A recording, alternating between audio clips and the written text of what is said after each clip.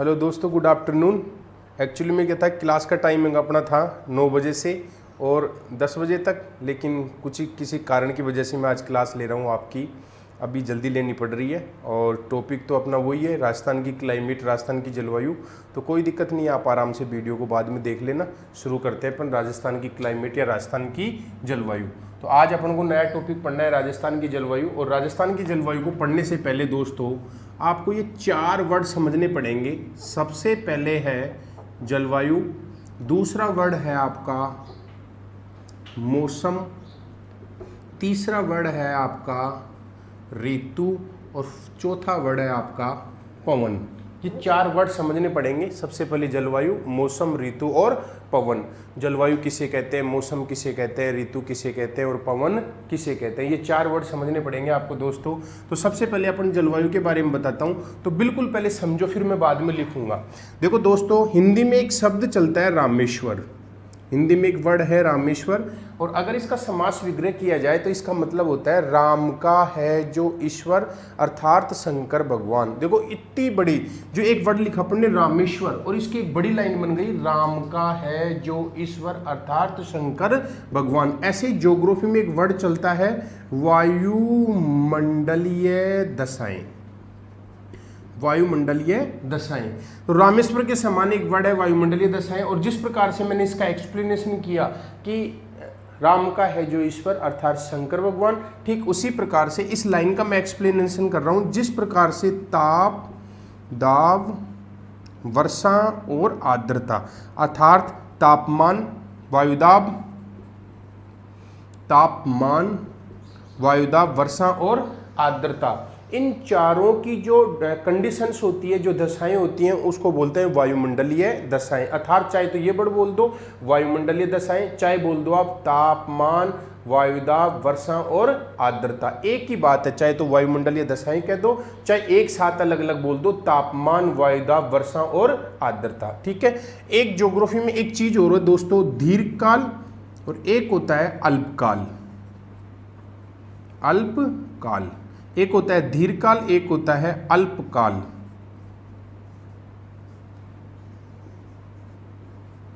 तो दीर्घकाल का मतलब होता है लंबे समय तक, अल्पकाल का मतलब होता है कम समय में। दीर्घकाल का मतलब होता है 30 से 50 वर्ष तक, अल्पकाल का मतलब होता है 1 दिन में, 2 दिन में, 3 दिन में, 5 दिन में, 10 दिन में। समझ में आ गया ना, दीर्घकाल, अल्पकाल। अब दूसरी चीज देखो, जलवायु किसे कहेंगे, किसी भी स्थान की, स्थान मेरे पास में राजस्थान है, मैं डेफिनेशन लिख दूंगा, किसी भी स्थान की, से फॉर एग्जाम्पल राजस्थान। अगर राजस्थान की ये चीजें तापमान संबंधी, वायुदाब संबंधी, वर्षा संबंधी, आर्द्रता संबंधी दशाएं लंबे समय अर्थात दीर्घ काल तक न बदलें तो उसे राजस्थान की क्या कहेंगे, जलवायु। जैसे दोस्तों आप पैदा हुए थे उस समय, आपने देखा होगा जब आप पैदा हुए थे उस समय दोस्तों गर्मी जून जुलाई में पड़ रही थी, आज भी पड़ रही है। सर्दी दिसंबर जनवरी में पड़ रही थी, आज भी पड़ रही है। वर्षा वही बरसात के मौसम में होती है, आज भी होती है। कोई बदलाव हुआ है क्या इसमें, कोई बदलाव नहीं हुआ। अर्थात जब आप पैदा हुए थे तब भी तापमान, वायुदाब, वर्षा और आर्द्रता संबंधी वही दशाएं थी जो आज हैं, और आप मर भी जाओगे ना तब भी यही दशाएं रहेंगी। समझ में आ गया। तो दोस्तों मैं वापस बोल रहा हूं आपको, तापमान, वायुदाब, वर्षा और आर्द्रता संबंधी दशाओं में यदि दीर्घ काल तक बदलाव न हो तो उसे बोलेंगे उस स्थान की जलवायु। डेफिनेशन में लिख दूंगा, आपको सिर्फ समझना है। ये दीर्घकाल लिखा हुआ है, ये वायुमंडलीय दशाएं, तो चाहे ऐसे बोल दो कि किसी भी स्थान राजस्थान है, किसी भी स्थान की दीर्घ काल तक वायुमंडलीय दशाओं में अगर बदलाव न हो तो उसे उस स्थान की क्या बोलेंगे, जलवायु। या ऐसे बोल दो, किसी भी स्थान की ताप, वायुदाब, वर्षा और आर्द्रता संबंधी दशाओं में दीर्घ काल तक बदलाव न हो तो उसे बोलेंगे, उस स्थान की क्या बोलेंगे, जलवायु। तो अब मैं इसकी डेफिनेशन लिख रहा हूं। ये 4 वर्ड मेरे पास में आ चुके हैं दोस्तों। जलवायु की डेफिनेशन बन गई, किसी भी स्थान की, अब स्थान मैंने ब्रैकेट में लिख दिया राजस्थान, जैसे राजस्थान, किसी भी स्थान की दीर्घकालीन औसत वायुमंडलीय दशाओं में, औसत वायुमंडलीय दशाओं का मतलब है यहाँ पे ताप, दाब, वर्षा आर्द्रता, ताप दाब वर्षा आर्द्रता। तो किसी भी स्थान की दीर्घकालीन औसत वायुमंडलीय दशाओं में बदलाव न हो तो उसे उस स्थान की जलवायु कहते हैं। अब डेफिनेशन देखो, किसी भी स्थान की दीर्घकालीन औसत वायुमंडलीय दशाओं में, चाहे तो ये बोल दो या किसी भी स्थान की दीर्घकालीन ताप दाब वर्षा आर्द्रता संबंधी दशाओं में बदलाव, ये बदलाव लिखा हुआ है बदलाव न हो तो उसे उस स्थान की क्या कहेंगे, जलवायु। जैसे राजस्थान की ये चीजें लंबे समय तक नहीं बदले तो उसे बोलेंगे राजस्थान की जलवायु। अगर ये चीजें उत्तर प्रदेश की लंबे समय तक नहीं बदले तो उत्तर प्रदेश की जलवायु। अगर ये भारत की नहीं बदले तो भारत की जलवायु। और अगर मैं जहां पढ़ा रहा हूं, जहां मैं वाईफाई स्टडी की जिस रूम में पढ़ा रहा हूं, अगर ये चीजें इस रूम की नहीं बदले तो उसे बोलेंगे इस वाईफाई स्टडी रूम की जलवायु। ठीक है दोस्तों, आगे बढ़ते हैं अपन। भूख बहुत जोर की लग रही है लेकिन करूँ क्या मैं, अब मेरी मजबूरी है, मेरी क्लास थी इसलिए बीच में जल्दी से आया था मैं बग के। अब ये जलवायु वाला समझ में आ गया होगा। अब बात करते हैं अपन मौसम की। मौसम किसे कहते हैं? तो देखो इसमें एग्जाम में आपके परीक्षा में प्रश्न थोनवेट कोपेन टिवार था, बहुत सारे पूछेंगे, लेकिन एक चीज याद रखना कि जलवायु किसको इंगित करती है, दीर्घकाल को। ठीक है, और जलवायु की वायुमंडलीय दशाओं में किस किस को शामिल किया जाता है, ताप दाब वर्षा और आर्द्रता। बात करते हैं मौसम की। मौसम की बात करते हैं तो अभी मैंने दो वर्ड लिखा था, एक होता है दीर्घकाल, एक होता है अल्पकाल। ठीक है, अब अगर किसी भी स्थान की ताप दाब वर्षा और आर्द्रता संबंधी दशाएं कम समय में ही बदल जाएं, यानी कि अल्पकाल में ही बदल जाएं, एक दिन में, 2 दिन में, 3 दिन के लिए बदल जाएं, तो उसे उस स्थान का मौसम कहते हैं। जैसे समझो आप, अभी गर्मी का मौसम है, दोपहर के 2 बज रहे हैं, ठीक है, और भयंकर गर्मी पड़ रही है, धूप है बाहर। अब क्या होता है दोस्तों, अचानक आप रूम में थे, बाद में 5 मिनट बाद में आपको पता लगा काले काले बादल छा गए, ठंडी ठंडी हवा आने लग गई। आप रूम के ऊपर, छत के ऊपर जाते हो तो एकाएक आपके मौसम से मुंह से जो शब्द निकलता है वो कौन सा निकलता है कि वाह क्या मौसम हो रहा है, या ये वर्ड बोलते हो वाह क्या जलवायु हो रही है। बोलो कौन सा वर्ड यूज करते हो? तो अपन जनरली यूज करते हैं वाह क्या मौसम हो रहा है, यही बोलते हैं कि नहीं बोलते हैं। अर्थात 5 मिनट पहले भयंकर गर्मी थी और 5 मिनट बाद में मौसम सुहाना हो गया, ठंडी ठंडी हवा आने लग गई, काले काले बादल छाने लग गए दोस्तों। तो अपने मुंह से एकाएक शब्द निकलता है कि वाह क्या मौसम हो रहा है। दूसरी चीज़ देखो, जैसे तुम अभी जैसे दोपहर का टाइम में सोते हो, सो गए आराम से, निंद्रासन में हो आप, जैसे ही उड़ते हो और आपको पढ़ना है, ठीक है, तो जैसे उड़ते ही पढ़ने बैठ जाते हो क्या? उड़ते ही पढ़ने नहीं बैठते हो, जब तक चाय पीते हो, मुंह धोते हो। अगर उड़ते ही पढ़ने बैठ जाते हो तो आपके मुंह से एक शब्द निकलता है कि पढ़ाई का मौसम नहीं बन रहा है, जलवायु नहीं बन रही। बोलो कौन सा वर्ड यूज करते हो? तो अपन यूज करते हैं दोस्तों कि पढ़ाई का मौसम नहीं बन रहा। जैसे बाइक चलाते हो आप, तो बाइक चलाते हो तो तेज जोर से भगाते हो तो क्या बोलते हो? बाइक का मौसम नहीं बन रहा है, जलवायु नहीं बन रहा। तो एक वर्ड होता है मौसम नहीं बन रहा। बीमार होते हो, डॉक्टर बोलता है भाई बॉयल पानी पीना, अपने ध्यान रख, मौसम बदल रहा है, जलवायु बदल रही है। मौसम क्षणिक होता है और कम समय में परिवर्तित हो जाता है। तो मौसम की डेफिनेशन, किसी भी स्थान की अल्पकालीन औसत वायुमंडलीय दशाओं में बदलाव को उस स्थान का क्या कहते हैं? मौसम कहते हैं। देखो दो चीज याद रखना, अल्पकाल, मौसम किसको दर्शाता है? अल्पकाल को। और वायुमंडलीय दशाओं का मतलब है ताप दाब वर्षा और आर्द्रता। मैंने लिख दिया इधर, बार बार नहीं लिखूंगा। ऋतु की बात करते हैं दोस्तों, किसी भी स्थान की 3 से 4 महीनों की वायुमंडलीय दशाओं में बदलाव की स्थिति को उस स्थान की ऋतु कहते हैं। उसी स्थान की क्या कहते हैं? ऋतु। अब देखो दोस्तों, किसी भी स्थान की 3 से 4 महीनों की, 3 से 4 महीनों की, अब 3 से 4 महीनों की, अगर किसी भी स्थान की 3 से 4 महीनों के लिए ये चीजें बदल जाएं, क्या क्या बदल जाएं? ताप बदल जाए, दाब बदल जाए, वर्षा बदल जाए, आर्द्रता की मात्रा बदल जाए, तापमान की मात्रा बदल जाए, वायु का दाब बदल जाए, वर्षा की मात्रा बदल जाए, आर्द्रता बदल जाए, तो वो उसी स्थान की क्या कहलाएगी? ऋतु। देखो अब मैं आपको बता देता हूं, जैसे एक होती है बसंत ऋतु। तो बसंत ऋतु में देखो तापमान, वायुदाब, वर्षा, आर्द्रता की मात्रा कुछ और होती है। फिर इसके बाद में आ जाती है ग्रीष्म ऋतु। अब बताओ, अभी जो चल रही है ग्रीष्म ऋतु, इसमें तापमान, दाब, वर्षा और आर्द्रता की मात्रा कुछ और होती है। फिर ग्रीष्म ऋतु के बाद में देखो आ जाएगी शरद ऋतु। शरद ऋतु दीपावली के आसपास तापमान, दाब, वर्षा और आर्द्रता कुछ और होती है। फिर उसके बाद में आ जाएगी शीत ऋतु।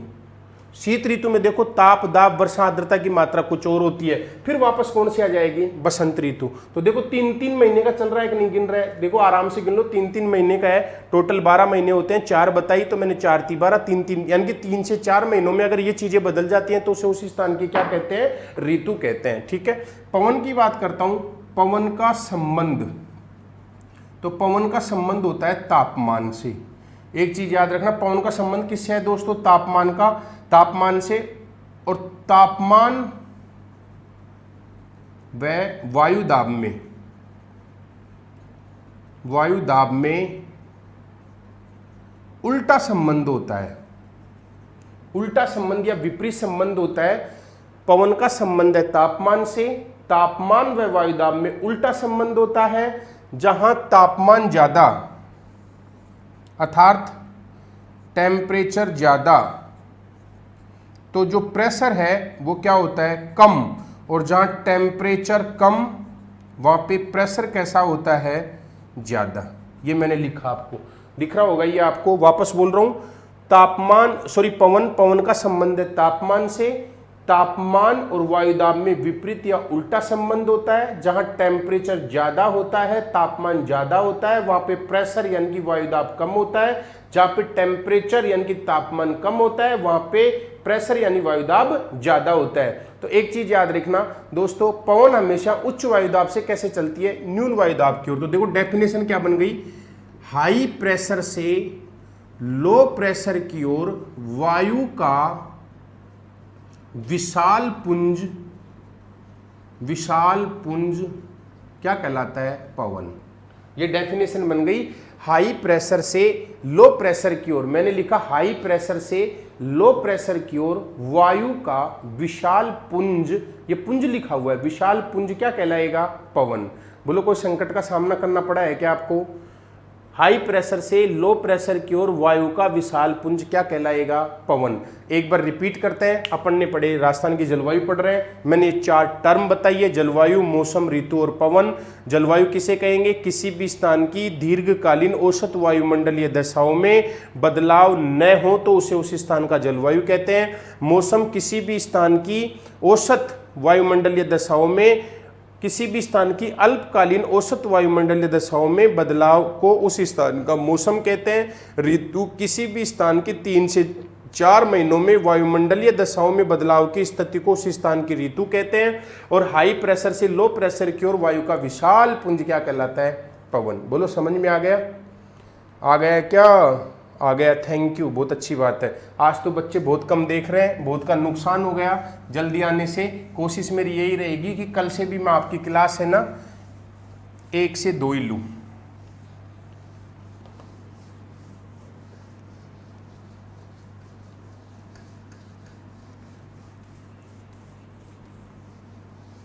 नेक्स्ट आगे की बात करते हैं हम दोस्तों, जलवायु। एग्जाम में प्रश्न आता है, एक पूछता है जलवायु को प्रभावित करने वाले कारक,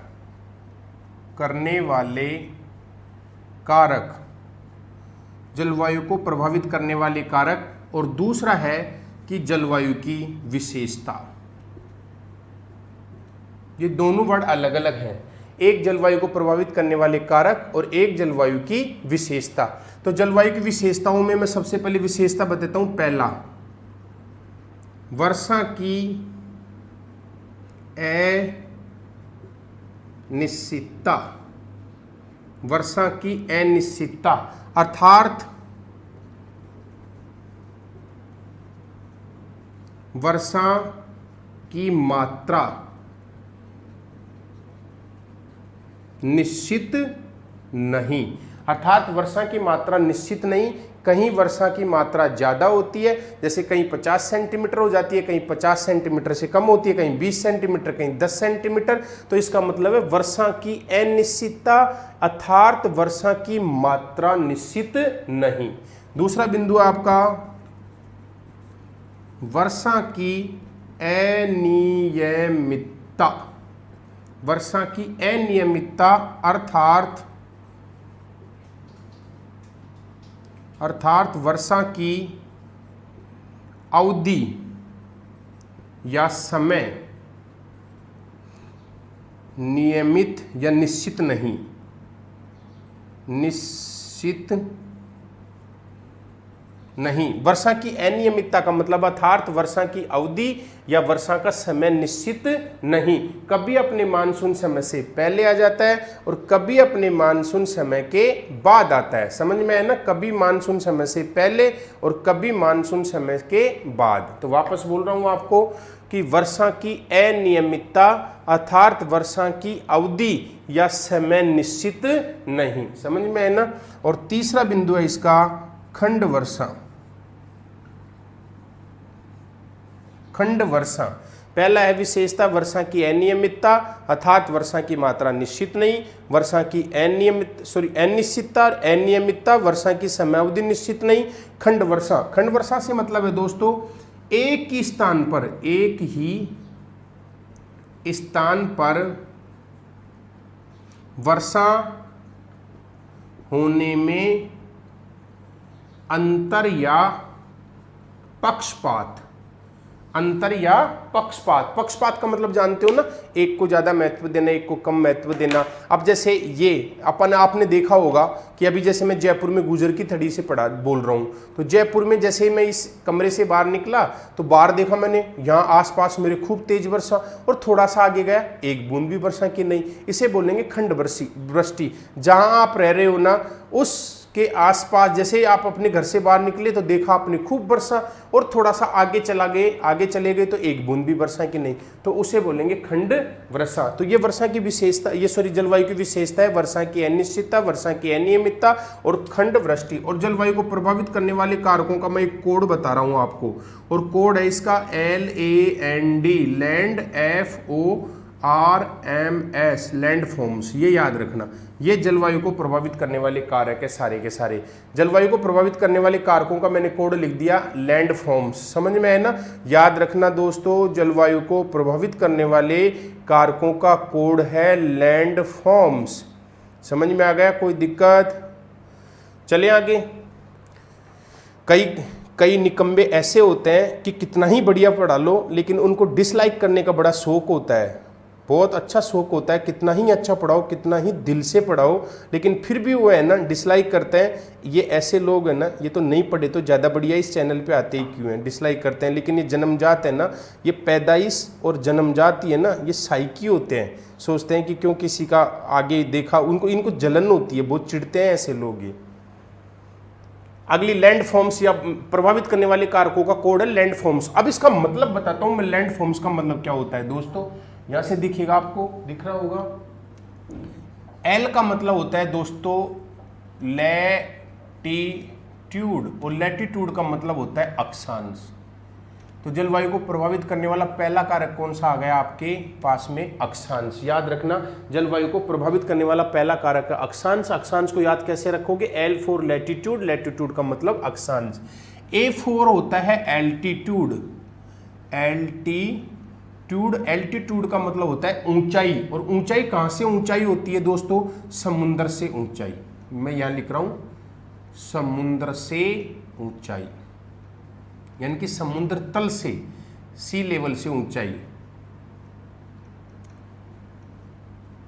समुद्र तल से ऊंचाई। ए फॉर एल्टीट्यूड, एल्टीट्यूड का मतलब होता है समुद्र तल से ऊंचाई। तो एन का मतलब, दूसरा मेरा बिंदु है, दिख रहा होगा साइड में एन। एन का मतलब होता है nearest of C, nearest of C का मतलब होता है समुद्र से दूरी, कितनी दूरी पर है कोई भी स्थान है जो। डी का मतलब होता है दोस्तों, डी का मतलब होता है direction of wind, direction of wind, direction of wind का मतलब होता है दोस्तों प्रचलित पवन की दिशा। डायरेक्शन ऑफ विंड का मतलब होता है प्रचलित पवन की दिशा। एफ, एफ का मतलब होता है FOREST, फॉरेस्ट, फॉरेस्ट का मतलब वन या वनस्पति। ओ का मतलब होता है OCCEAN, ocean current, ocean current का मतलब होता है समुद्री धारा, समुद्री धारा। आर का मतलब होता है रेन, और रेन का मतलब होता है वर्षा। एम का मतलब होता है माउंटेन, मैडम नीचे दिख रहा है ना, एम का मतलब माउंटेन, माउंटेन का मतलब पर्वत, और अपने यहाँ पे कौन सा पर्वतमाला है, अरावली, अरावली। और एस का मतलब होता है सोइल, सोइल का मतलब होता है मृदा, मैम दिख रहा है, मृदा या स्थल का स्वरूप, स्थल का स्वरूप। ये जलवायु को प्रभावित करने वाले सारे के सारे कारक हैं दोस्तों। इसका मैंने एक कोड लिखा, लैंडफॉर्म लिखा, ठीक है। राकेश सिंह, ये धरती पे बोझ नहीं होते हैं, ये वीडियो भी देख रहे हैं बेटा, वीडियो देख रहे हैं, ये पूरा का पूरा इनको डिसलाइक करना होता है, ये जानते हैं, और ये देख भी रहे हैं और डिसलाइक भी करते हैं, इनकी परवाह नहीं करता, करने दें इनको, कोई फर्क नहीं पड़ता अपने। आगे की बात करते हैं अपन, लैंड फॉर्म तो वापस बता दिया मैंने, एक बार वापस बोल रहा हूँ। L फॉर लैटिट्यूड, अक्षांश, A फॉर एल्टीट्यूड, समुद्र तल से ऊंचाई, N फॉर नियरेस्ट ऑफ सी, समुद्र से दूरी, D for direction of wind, प्रचलित पवन की दिशा, F फॉर फॉरेस्ट, वन या वनस्पति, O फॉर ओशियन करंट, समुद्री धाराएं, R for rain, Varsha, M for mountain यानी कि पर्वत, अपने राजस्थान में अरावली, S फॉर सोइल्स यानी कि मृदा स्थल का स्वरूप। तो मैंने अब परीक्षा में क्या प्रश्न पूछता है, एक बार पिछली बार ये प्रश्न पूछा हुआ है दोस्तों।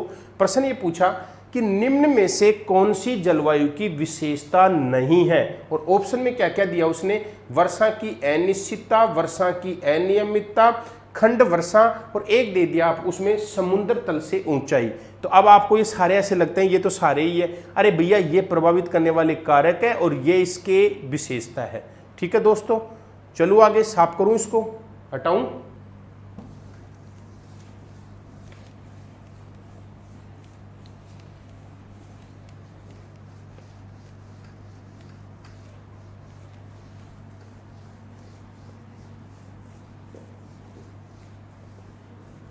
अब अपन इनका एक्सप्लेनेशन करेंगे, जो मैंने बिंदु लिखे हैं इनके बारे में बताऊंगा कि जलवायु को कैसे अक्षांश प्रभावित करती है। तो सबसे पहले अपन बात कर रहे हैं अक्षांश की। अक्षांश कैसे जलवायु को प्रभावित करती है दोस्तों। तो हमने सबसे पहले एक गोला बनाया, इसमें ये लिखा हमने 0 डिग्री अक्षांश रेखा, फिर ये लिखा हमने 23.5 डिग्री नॉर्थ, अर्थात इसको बोलेंगे कर्क रेखा। फिर हमने लिखा ये 66.5 डिग्री नॉर्थ, इसको लिखा हमने आर्कटिक सर्किल, और ये है आपका 90 डिग्री नॉर्थ पोल। इसी प्रकार से 23.5 डिग्री ये साउथ, इसको बोलेंगे मकर रेखा। 66.5 डिग्री साउथ, इसको बोलेंगे अंटार्कटिक व्रत, और ये है 90 डिग्री साउथ पोल। ठीक है दोस्तों, अब एक चीज याद रखना, देखो 0 से 23.5 उत्तर और 0 से 23.5 डिग्री, यहाँ पे सूर्य की किरणें लगभग लंबवत पड़ती रहती हैं वर्ष भर।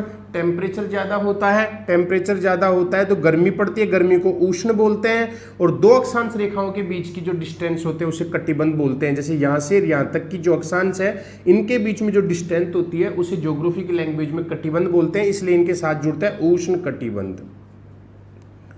उष्ण कटिबंध, और ये भी, ये साउथ वाला उष्ण कटिबंध है, ये ऊपर वाला कटिबंध है उष्ण कटिबंध। अब थोड़ा और ऊपर जाएंगे, यहाँ पे 23.5 से 66.5, तो गर्मी और सर्दी दोनों हो जाती है, इसलिए इसको बोलेंगे उपोष्ण, और इसी का दूसरा नाम है शीतोष्ण कटिबंध। शीतोष्ण कटिबंध, और इसको बोलेंगे शीत कटिबंध। ठीक है, ये समझ में आ गया होगा। ये इसको भी बोलेंगे उपोष्ण, या इसी को बोल दो चाहे शीतोष्ण कटिबंध, और इसी को बोल दो शीत कटिबंध। कोई समस्या नहीं आई होगी। अब कैसे प्रभावित करती है देखो, हमने बनाया राजस्थान का ये मानचित्र दोस्तों, ये राजस्थान का मानचित्र है। ये राजस्थान के मानचित्र में अपन अब ड्रॉ करेंगे। ये राजस्थान का आपका मानचित्र बना दिया। और दोस्तों इकोनॉमिक्स में मैं आपको वो टॉपिक पहले करा देता हूँ, जैसे जीएसटी है, नीति आयोग है, ऐसे टॉपिक पहले कराऊंगा। पहले मैं ज्योग्राफी पूरी कराऊंगा। कुछ दिन के लिए मुझे बाहर जाना पड़ेगा, इसलिए है ना, मैं बहुत छुट्टी करूंगा 20 दिन की, तो इसलिए मैं आपको ये बता रहा हूँ। ये देख लो 1 मिनट, ठीक है। आपने दोस्तों सुना होगा कि राजस्थान के दक्षिणी भाग में ये कर्क रेखा गुजरती है, राजस्थान के दक्षिणी भाग से। ये बना दी मैंने कर्क रेखा। पहले आप अपने नैन नेत्रों से ये मानचित्र देखो, ये वाला देख लिया होगा, ये कर्क रेखा है। ये कौन सी रेखा है अपनी? कर्क रेखा। और राजस्थान के दक्षिणी भाग से कर्क रेखा गुजर रही है, आपको पता ही है। और कर्क रेखा राजस्थान में गुजरती है डूंगरपुर बांसवाड़ा से। ये कर्क रेखा, और कर्क रेखा कहाँ से गुजरती है? डूंगरपुर बांसवाड़ा, ठीक है, यहाँ से गुजरती है ये। अब मैं बताता हूँ आपको, इधर देखो, ये कर्क रेखा है। इस कर्क रेखा के दक्षिण में कौन सी जलवायु पाई जाती है? उष्ण कटिबंध। अर्थात राजस्थान के इस वाले भाग में कौन सी जलवायु है? उष्ण कटिबंध। और उष्ण कटिबंध जलवायु कौन कौन से जिलों में? डूंगरपुर और बांसवाड़ा। अब देखो कर्क रेखा के ऊपर कौन सी जलवायु पाई जाती है? उपोष्ण या शीतोष्ण कटिबंध। राजस्थान का मैक्सिमम उत्तर में जो विस्तार है वो है 30 डिग्री 12 मिनट उत्तरी अक्षांश। तो इससे तो कोई मतलब नहीं है अपन को, ठीक है। लेकिन आप देखो कर्क रेखा से ऊपर में कौन सी है? उपोष्ण या शीतोष्ण। अब बताओ राजस्थान के कौन सी उपोष्ण या कौन सी जलवायु है? राजस्थान की शीतोष्ण जलवायु। ये पूरे राजस्थान में उपोष्ण और शीतोष्ण जलवायु पाई जाती है कि नहीं पाई जाती है? क्यों पाई जाती है? क्योंकि राजस्थान कर्क रेखा के ऊपर में स्थित है, और यहाँ कर्क रेखा से आर्कटिक तक कौन सी जलवायु पाई जाती है? उपोष्ण या शीतोष्ण। समझ में आया ना। और ये क्रियाक्रम किससे हुआ है दोस्तों? ये क्रियाक्रम है या कार्यक्रम है? ये कार्यक्रम है। और ये किसके द्वारा हुआ है? अक्षांश के द्वारा। किसके द्वारा हुआ है? ये अक्षांश के द्वारा हुआ है दोस्तों।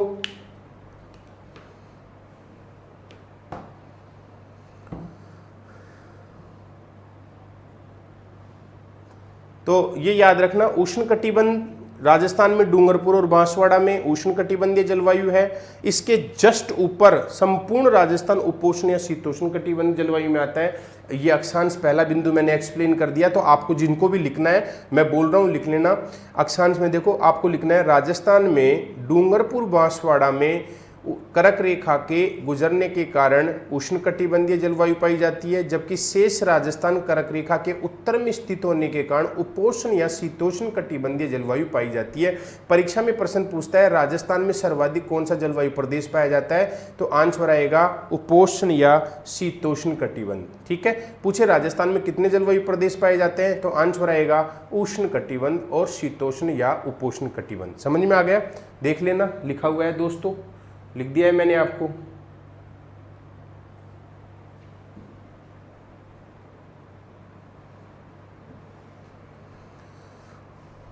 हर आदमी के पर्सनल काम होते हैं दोस्तों, मुझे भी मेरे पर्सनल काम करने हैं, और ऐसा है मैं छुट्टी करूंगा। मैं आपको ये कुछ टॉपिक मेजर हैं वही करा पाऊंगा, उसके बाद में मैं जुलाई में करवाऊंगा।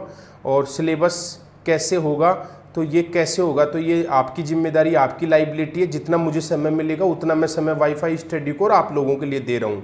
मेरी भी लाइफ है, मेरे पे भी कुछ जिम्मेदारियाँ हैं दोस्तों, और मैं जितना मेरा दे रहा हूँ मैं मेरा बेस्ट दे रहा हूँ, और मैं इसके लिए बाध्य भी नहीं हूँ। ठीक है ना? तो प्लीज़ आप फालतू कमेंट मत करो जिससे दिमाग खराब हो। प्यार से हर चीज़ ली जाती है और दी जाती है।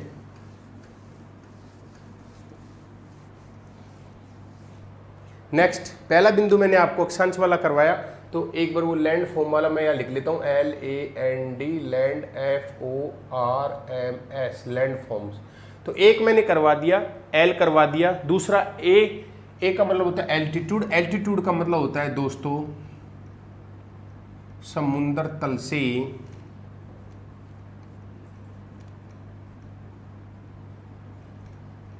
ऊंचाई, और एक दूसरा इसी के साथ हो जाएगी समुद्र तल से दूरी। ठीक है, तो इसको ये समझ लो, ज्यादा कुछ इसमें भारी भरकम वाला माथापोड़ी नहीं है।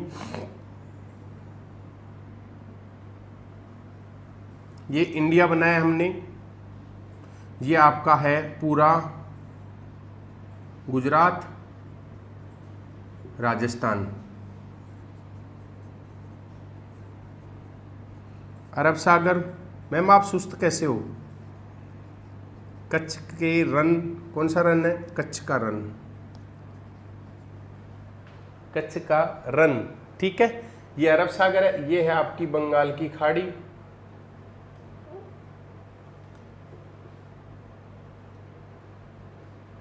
और ये है आपका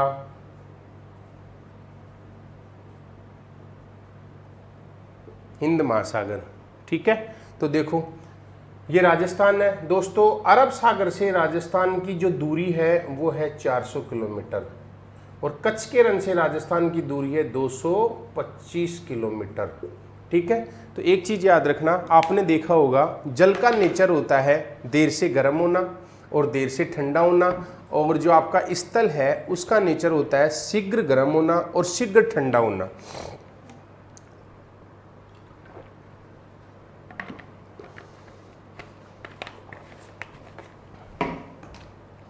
अब देखो दोस्तों, पानी का नेचर होता है, ये बोतल है, इस पानी भरा हुआ है, इसका नेचर, जल का नेचर होता है जल्दी, देर से गर्म देर से ठंडा, और जो स्थल होता है उसका नेचर होता है शीघ्र गर्म शीघ्र ठंडा। अभी दोपहर में 2 बजे आप अपनी चारपाई लेकर अपने मकान की छत पर नहीं जा सकते, लेकिन 7 या 8 बजे शाम को 6-7 बजे आप चारपाई लेकर ऊपर जा सकते हो, क्योंकि वो शीघ्र क्या हो जाता है? ठंडा। पानी पूरे दिन की सूर्य की गर्मी से धीरे धीरे गर्म होता रहता है, और रात को देखो इस मौसम में जो अपने छत के ऊपर जो टंकियां होती हैं, शाम को 7-8 बजे उन टंकियों के पानी से 9-10 बजे उस टंकी के पानी से नहाते हो तो शरीर पे कितनी भयंकर बीतती है, कितना गर्म पानी शरीर के ऊपर गिरता है दोस्तों। तो पूरे दिन के पानी से गर्म होता रहता है। तो ठीक इसी प्रकार से देखो, ये भारत के तटवर्ती राज्य है और ये भारत के ऊपरी वाले स्तर वाले राज्य है। ठीक है, तो इनमें होता क्या है दोस्तों, ये अरब सागर, हिंद महासागर, बंगाल की खाड़ी। तो मैं बताता हूं आपको अरब सागर में क्या है यार, इनमें क्या है, ये महासागर जो है अरब सागर, बंगाल की खाड़ी, हिंद महासागर में। अब जैसे अभी गर्मी चल रही है, तो गर्मी के मौसम में ये पानी धीरे धीरे गर्म होता रहेगा, धीरे धीरे गर्म होता रहेगा। अब गर्मी के तुरंत बाद में सर्दी आएगी। ठीक है, तो जैसे सर्दी का मौसम आएगा तो भारत के जो तटवर्ती राज्य हैं, इन तटवर्ती राज्यों में सर्दी का एहसास नहीं होगा। क्यों नहीं होगा? कि इन सागरों से अब हवा कौन सी चलेगी सर्दी के मौसम में? गर्म, क्योंकि अभी धीरे धीरे गर्म हो रहे हैं। और सर्दी के मौसम में जैसे सर्दी का मौसम आएगा तो ये एकाएक ठंडे नहीं होते हैं, शीघ्र ठंडे नहीं होते हैं, ये धीरे धीरे ठंडे होते हैं। तो सर्दी के मौसम में इन सागरों से गर्म हवा तटवर्ती राज्यों की ओर चलेगी, इसलिए यहाँ पे सर्दी का एहसास नहीं होता। राजस्थान इतनी दूरी पर स्थित होने के कारण इस समकारी समुद्र की समकारी जलवायु का प्रभाव राजस्थान की जलवायु पर नहीं पड़ता। दूसरी बात करते हैं, अब जैसे सर्दी आ जाएगी, तो सर्दी आ जाएगी ना, तो धीरे धीरे ये सागरों का पानी धीरे धीरे क्या होगा? ठंडा हुआ। अभी सर्दी से पहले, इससे पहले धीरे धीरे ठंडा हुआ। और अब क्या आ गई अपने गर्मी, तो गर्मी के मौसम में इन वाले भाग में, गर्मी के मौसम में यहाँ सागरों से अब ठंडी हवाएं चलती हैं इस तटवर्ती राज्यों की ओर। तो गर्मी में यहाँ पे किसका एहसास नहीं होता? गर्मी का, क्योंकि सागरों से कौन सी हवाएं आ रही हैं? ठंडी। और राजस्थान, ये डिस्टेंस होने के कारण राजस्थान इस समुद्र की समकारी जलवायु के प्रभाव से क्या हो जाता है? वंचित हो जाता है। और ये समुद्र तल से ऊंचाई या दूरी, अब ये डिस्टेंस के कारण ही है ये। अगर राजस्थान भी या तटवर्ती राज्य यहाँ होता तो अपन को भी गर्मियों में गर्मी नहीं और सर्दियों में सर्दी का एहसास नहीं होता। साउथ में चले जाओ आप, गर्मियों में आपको गर्मी नहीं लगेगी और सर्दियों में आपको सर्दी नहीं लगेगी, जिसका प्रमुख कारण है समुद्र की जलवायु का वहाँ तटवर्ती राज्यों के आसपास समकारी प्रभाव पड़ना। राजस्थान दूर होने के कारण इस समुद्री जलवायु का समकारी प्रभाव राजस्थान की जलवायु पर नहीं पड़ता। ये इसका बताया था मैंने दोस्तों, ये इसका मतलब है।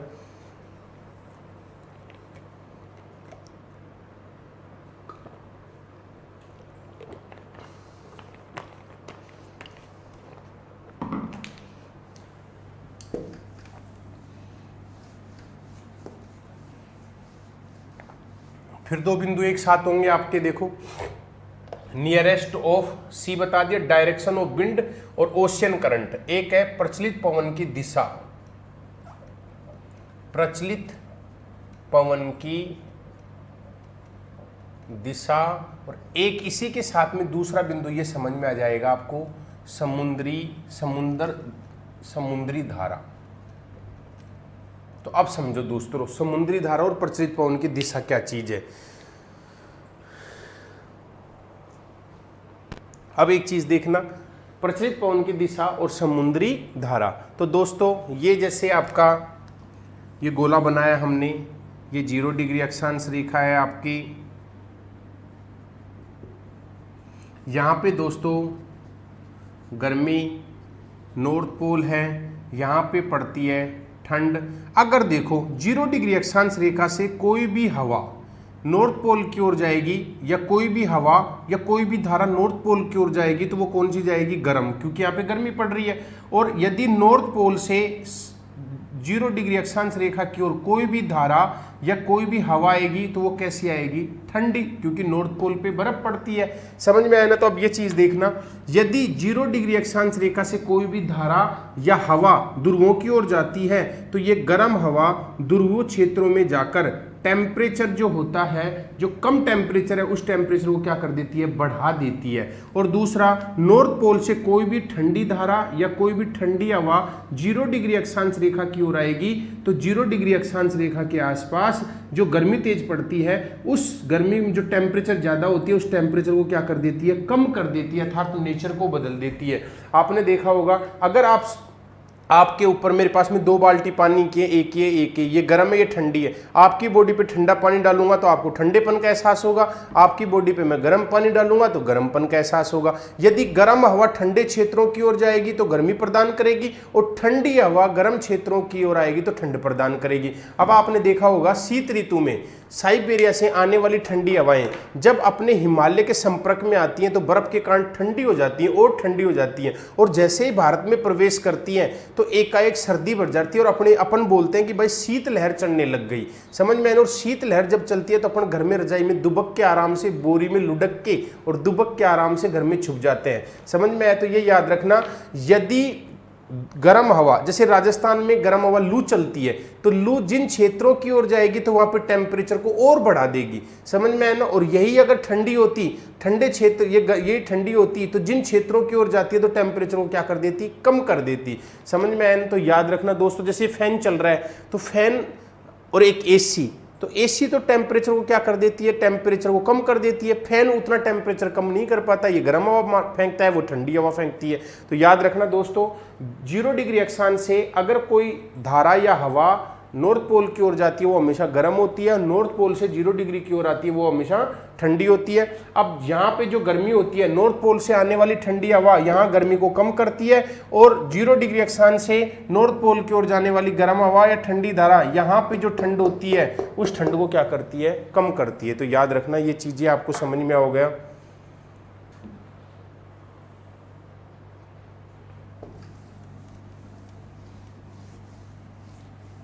नेक्स्ट LAND लैंडफॉर्म्स में आपको ये टॉपिक मैंने बताया आपको, और एक ही आपको फॉरेस्ट वाला टॉपिक है, तो ये मैं फॉरेस्ट वाला और बता देता हूँ थोड़ा सा।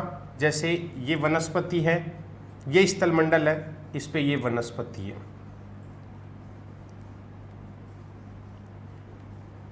ये वनस्पति सघन वनस्पति है। कैसी वनस्पति है?